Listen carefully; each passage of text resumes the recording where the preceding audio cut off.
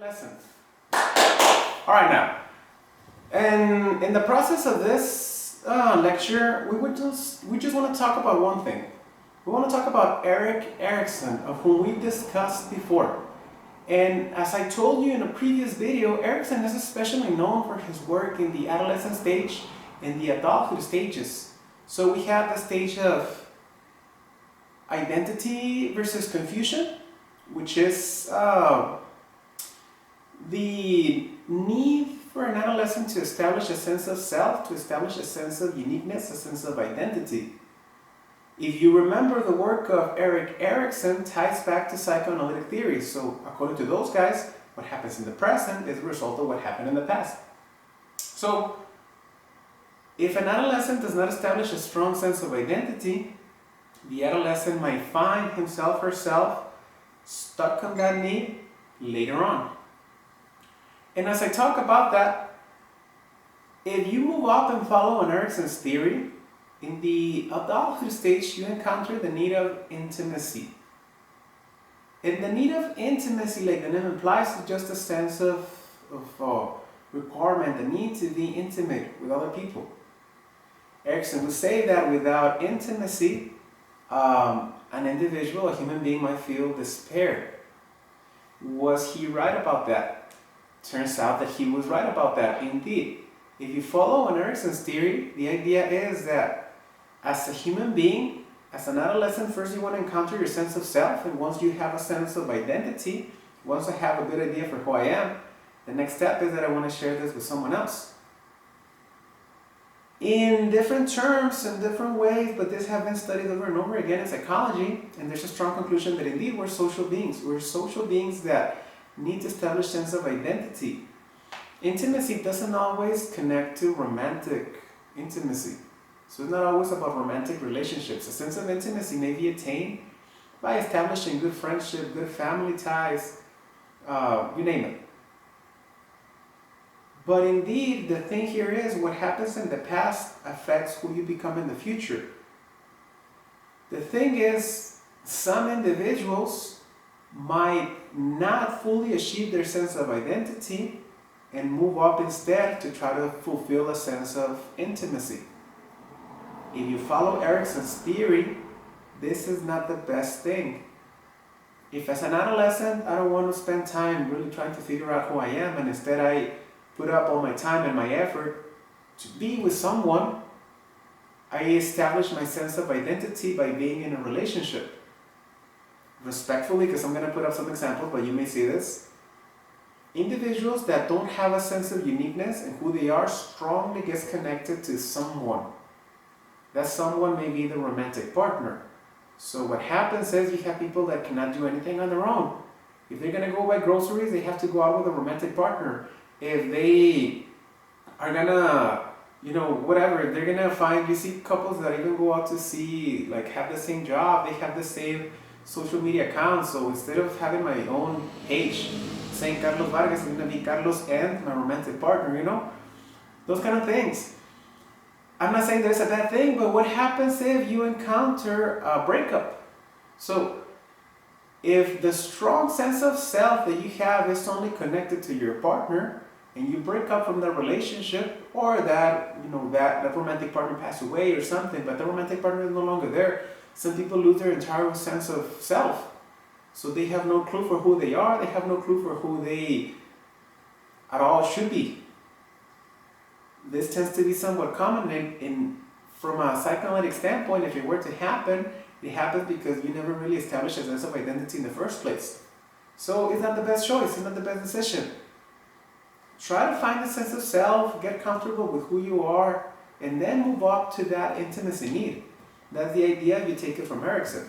Now, a sense of identity may also be established as a caregiver, as a parent to your kids.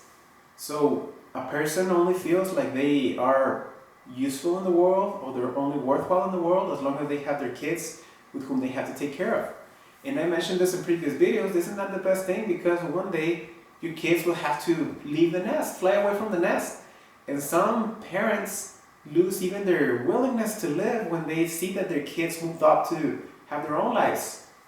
This is not healthy either. You cannot fully, or you shouldn't, I mean you can, but you shouldn't just fully attain your sense of self to you being a parent.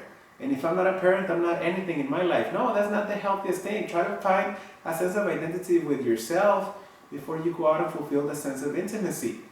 Now, as you move up to the adulthood stage, because this sense of intimacy is mostly connected in today's psychology with emerging adults. So this tends to be a main priority of many emerging adults, many people in their 20s. You may have a lot of things going on. You may have school, work, hobbies, personal goals, but for many, say 20-year-olds or late teens, the main thing on their mind is just trying to find a romantic partner. You go to class and you may not even pay attention to anything that's going on in the class because you're only going to class because you want to see someone that you like. And if you have a date with someone, your whole week is just thinking about that date or just thinking about seeing that person.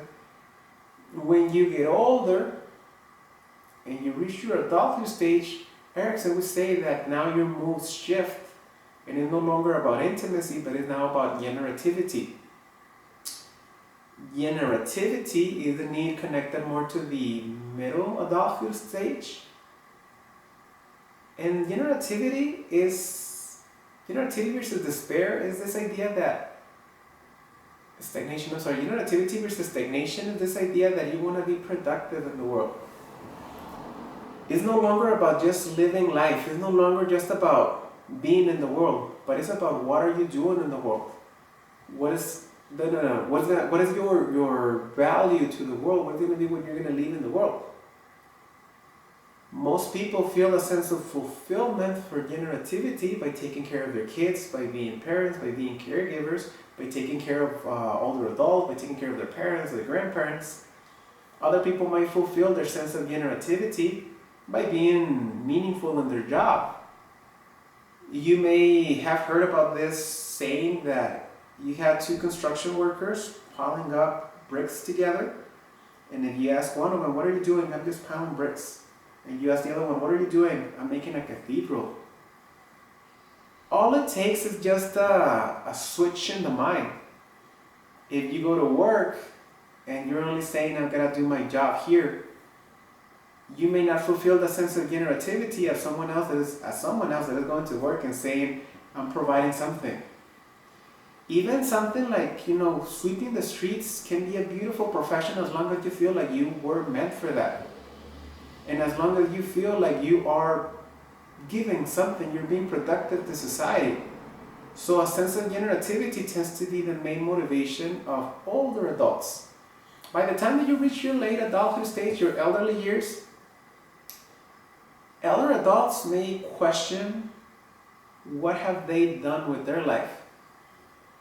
And very often a common question is, did I did anything in the world? Did I left anything?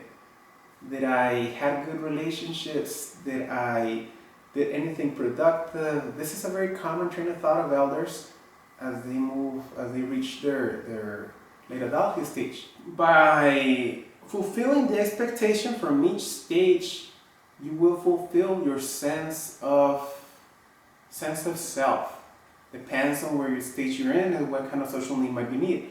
If you're an adolescent, then it's identity. If you're a young adult, then it's intimacy. If you're an older adult, it's generativity. Work of Erikson has been mostly supported on the field, hence the reason why he is the most recognized of all psychoanalysts in our world today. Good work, good luck.